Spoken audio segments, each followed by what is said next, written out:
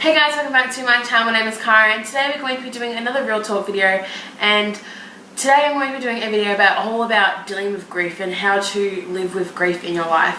And if you've seen any of my previous videos, my dad passed away 2 years almost now from lung cancer.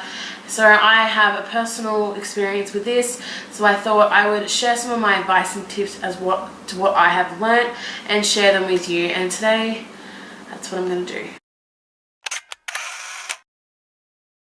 So everyone has heard of like the stereotypical stages of grief where it's like anger, denial, depression, like sadness, stuff like that.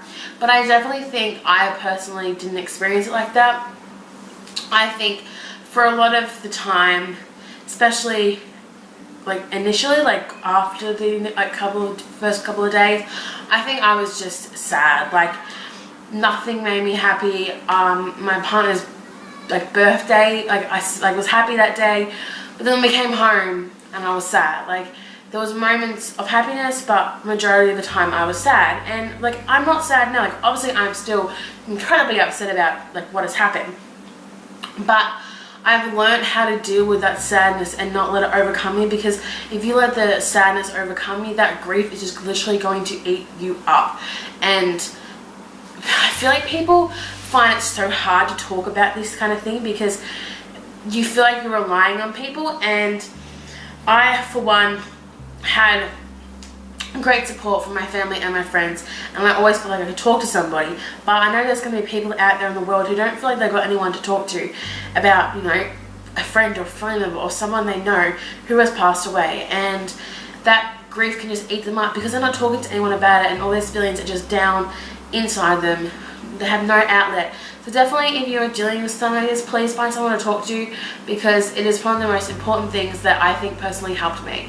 My second point is have no expectations. So I think I expected, as most people would, that my dad would come back and he would walk back into the room and everything would just be fine like it always was. And I think that was just kind of my mind playing tricks on me. And I also have a younger brother. He is 5.5, and for the first couple of months, he just said that Dad was at home, in the hospital, sick. Dad was just sick. And I think that also contributed to me having this expectation in my head, like when I would go to my dad's house, for some spur of the moment, I would expect him to be sitting in his chair.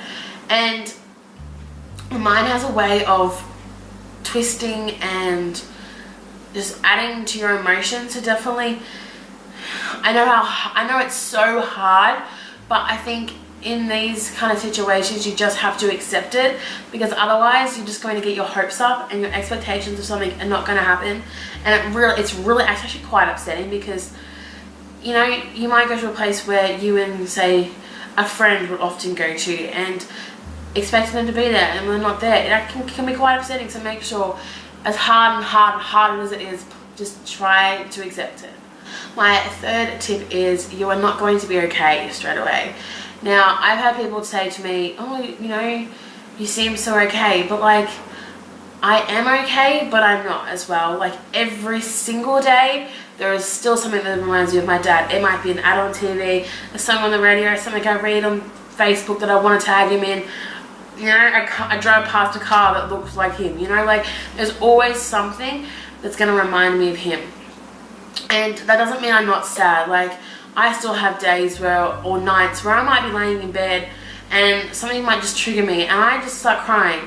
And it is okay. It is okay to be sad. Like there is no timeline or limit or time frame of how quickly you need to be okay or anything. If you need 20 years to feel better and not be out and not cry talking about this person, that is okay.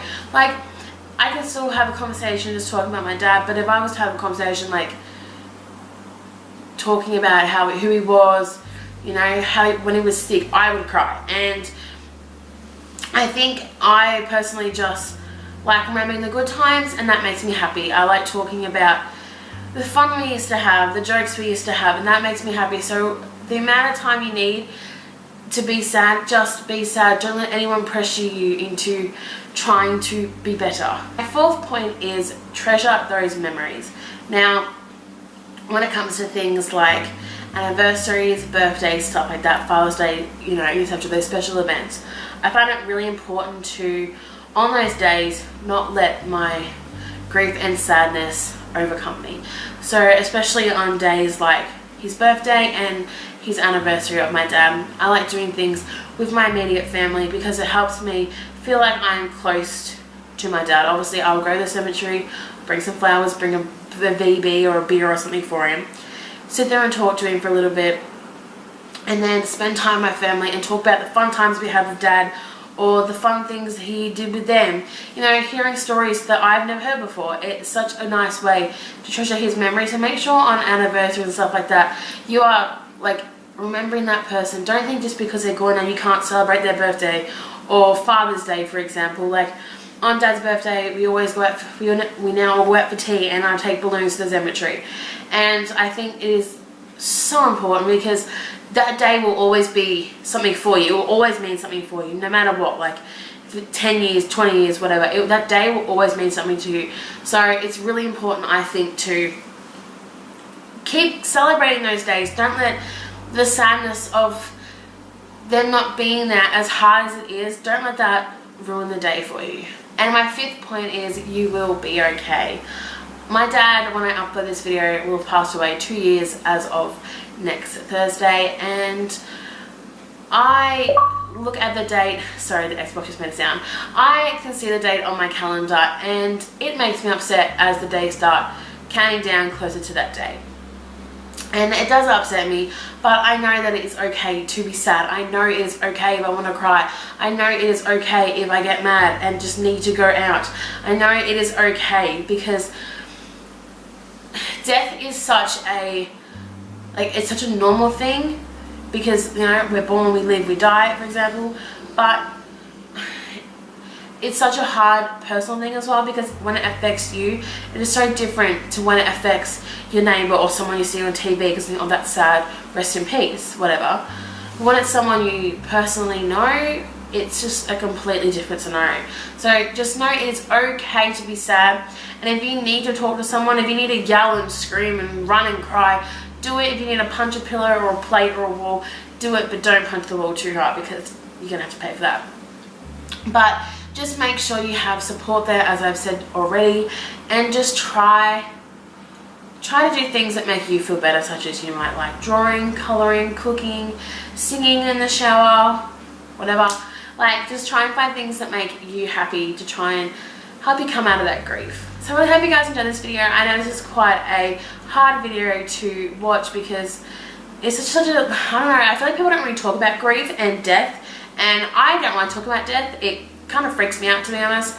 So I just kind of want to push myself out there and help someone out there. So if I've helped you in any way, please let me know in the comments, and like this video if you haven't already, and subscribe if you haven't already. I would really like to get to 700 subscribers by the end of the year. I know it's not really that achievable, but if you could even be one person to help me out, I would really appreciate it. And I will see you all next week. Thanks for watching. Bye!